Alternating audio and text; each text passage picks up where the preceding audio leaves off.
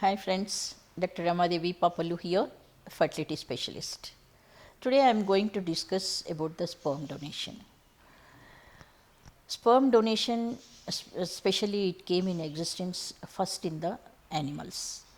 Afterwards, almost since 100 years, sperm donation is in the practice. So it is not a new science, it is the very old science, and one need not worry about the sperm donation. So in the sperm donation, first of all, let us see who needs sperm donation. Sperm donation is essential whenever the husband has got the major problem, sperm problem. So in the sperm problem, mainly azoospermia. Azoospermia is a very common. So for male infertility, azoospermia is one of the important reason. The reasons are different. Sometimes sperms may be produced in the testis and they don't come into the ejaculatory channel, or they don't produce at all and only seminal plasma is there and sperms will not be there. So various reasons like congenital absence of vasectomy, or due to any infections, epididymis blockage, retrograde ejaculation. With all these things, sperms may not enter into the seminal which comes out. So in those cases, sperm donation is essential. But in some cases where there is a congenital abnormality in the man, and if there is a fear that this congenital abnormality can be passed to the offspring, in those cases sperm donation is advised. But in some certain cases we can do IVF ICSI, do genetic analysis, and only select the healthy embryos.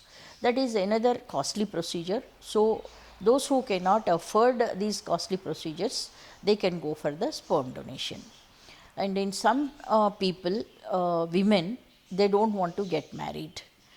Such people need sperm donation. In some women, the two ladies want to live together, they don't want to have a male partner. In those cases also, sperm donation is advised. And in some cases where semen analysis is showing below normal parameters, even after doing repeated IUIs, if they don't conceive, and at the same time they cannot afford to go for the IVF treatment, in those cases also sperm donation is advised. So before going to sperm donation, any time third party reproduction paperwork is very important. Consents, information, proper counseling are very important. ICM, according to ICMR guidelines, for every third party reproduction, there are particular forms. Those forms should be filled, and signature has to be taken from the intending parents as well as the donor also. So these are the precautions anybody should take. And coming to the screening of the donor is very crucial, because if the baby is born, the couple need to rear the child through at minimum 20-25 years, and afterwards every parent, whoever wants to have a baby, their dream is the baby should be healthy, active, intelligent, good natured. So to have all these things, we need to take certain precautions while taking sperm donation. While selecting the sperm donor, all the factors are taken into consideration, like first physical characters like height, color, weight, color of the hair, color of the eye. And we also take the educational qualification and their present profession, what they are doing. And previously, history is very important. In the history, do they have any psychological problems or health issues or any other problems like congenitally transmissible diseases, either in his family or 2-3 families before generations. So we have to take the history of family, history of this particular person and his children, and finally coming to the communicable diseases screening tests like HIV 1, 2, hepatitis A, B, A, C, hepatitis B, chlamydia, gonorrhea, STDs, all these tests we have to do before accepting for donation. Once we accept for the donation, consent is taken and afterwards semen is collected and frozen. And this frozen sample is used after 6 months. Again we call the donor and do the HIV test. If the HIV is negative, then this sample can be used for insemination. While doing the insemination, the female patient, whoever wants to become pregnant, the person will be screened before all the communicable diseases and confirm her uterus, ovary, tubes, all are functioning normally, hormones are normal, and then we give medicine for induction of ovulation to produce egg confirmed, because whenever we give treatment, they will be under some kind of a stress.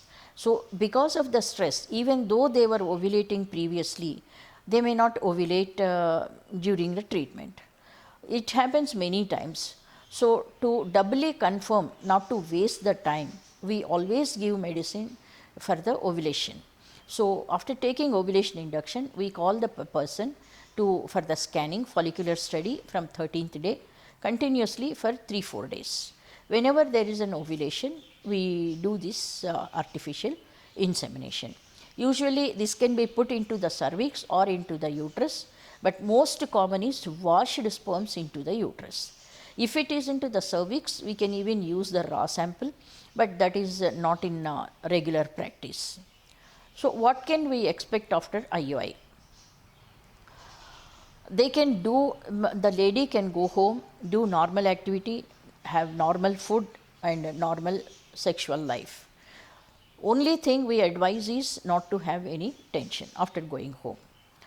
So, after if she misses her period, she has to report within 4 to 5 days of postponement of period.